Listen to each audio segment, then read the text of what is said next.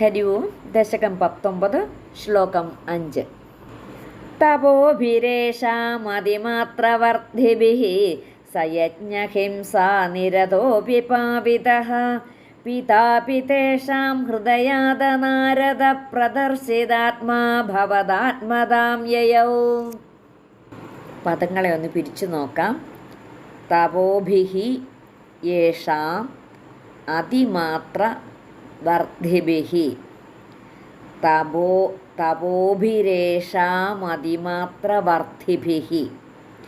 തപോഭിഃ യേഷാം അതിമാത്രവർദ്ധിഭിഃ സഹ യജ്ഞ ഹിംസാ നിരതഃ അപി പാപിതഃ. സയജ്ഞഹിംസാനിരതോപി പാപിതഃ.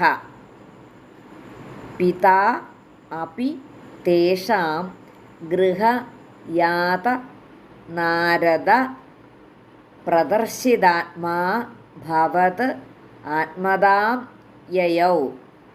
പിതാപി തേഷാം ഗൃഹയാത നാരദ പ്രദർശിതാത്മാ ഭവദാത്മതാം യയൗ. ഭവത് ആത്മതാം യയൗ. തപോഭിരേഷാമതിമാത്രവർദ്ധിഭിഃ സയജ്ഞഹിംസാ നിരതോപി പാപിതഃ പിതാപി തേഷാം ഗൃഹയാത നാരദ പ്രദർശിതാത്മാ ഭവദാത്മതാം യയൗ. ശ്ലോകം 5 അന്വയവും അർത്ഥവും നോക്കാം. ശ്ലോകം 4 നമ്മൾ പറഞ്ഞു, പ്രചേതസ്സുകൾ ആ രുദ്രഗീത സ്തോത്രം ജപിച്ചുകൊണ്ട് വെള്ളത്തിനടിയിൽ 10,000 സംവത്സരം തപസ് ചെയ്തു എന്ന് പറഞ്ഞു.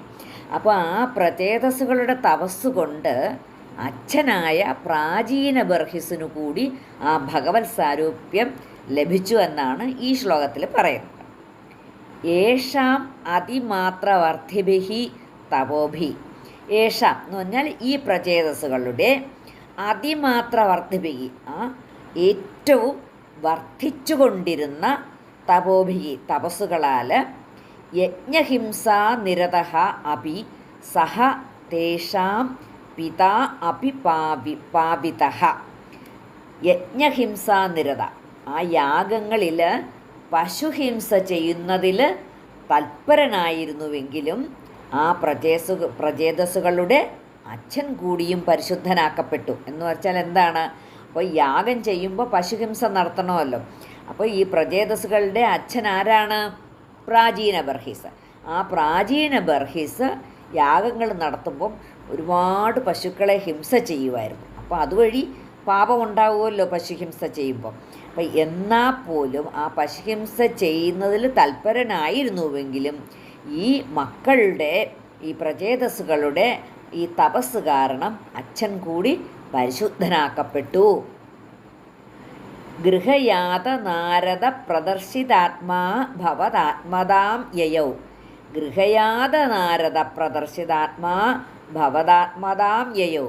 ഗൃഹയാത എന്ന് വെച്ചാൽ ഗൃഹത്തിൽ വന്നു ചേർന്ന ആ നാരദ മഹർഷി ആത്മതത്വം ഉപദേശിച്ചു കൊടുത്തതിൻ്റെ ഫലമായിട്ട് അവിടുത്തെ സാരൂപ്യം പ്രാപിക്കുകയും ചെയ്തു. ഭട്ടതിരിപ്പാട് പറയുന്നു. അപ്പം അവിടെ നാരദ മഹർഷി വന്നു ചേരുന്നു ഗൃഹത്തിൽ. എവിടെ? പ്രാചീന ബർഹിസിൻ്റെ ഗൃഹത്തിൽ നാരദ മഹർഷി വന്നു ചേരുന്നു. എന്നിട്ട് പ്രാചീന ബർഹിസിന് ആത്മതത്വം ഉപദേശിച്ചു കൊടുക്കുന്നു. അതിൻ്റെ ഫലമായിട്ട് ആ ഭഗവാന്റെ സാരൂപ്യം പ്രാപിക്കുകയും ചെയ്തുവല്ലോ. അപ്പോൾ ഈ പ്രചേതസ്സുകളുടെ അച്ഛനായ പ്രാചീന ബർഹിസ് യാഗങ്ങളിൽ ഒരുപാട് പശുക്കളെ ഹിംസിച്ചിട്ടുള്ളത് കൊണ്ട് പാപവും സമ്പാദിച്ചിരുന്നു. ആ പാപമെല്ലാം ഈ മക്കളുടെ ആ തപശക്തി നിമിത്തം തീർന്നു. അവർ പ്രാചീന ബർഹിസിന് ശുദ്ധി വന്നു എന്നാണ് പറയുന്നത്. അപ്പോൾ ഈ നാരദൻ ഗൃഹത്തിൽ ചെന്നിട്ട് ആത്മതത്വം ഉപദേശിക്കുകയും ചെയ്തു. അപ്പോൾ അതിനുശേഷം ഈ പ്രാചീന ബർഹിസ് ഈ കപിലാശ്രമത്തിൽ ചെന്ന് തപസ് ചെയ്ത് ഭഗവത് സാരൂപ്യം പ്രാപിച്ചു എന്നാണ് പറയപ്പെടുന്നത്. തപോഭിരേഷാമതിമാത്രവർദ്ധിഭിഃ സയജ്ഞഹിംസാ നിരതോപി പാപിതഃ പിതാപി തേഷാം ഗൃഹയാത നാരദ പ്രദർശിതാത്മാ ഭവതാത്മതാം യയൗ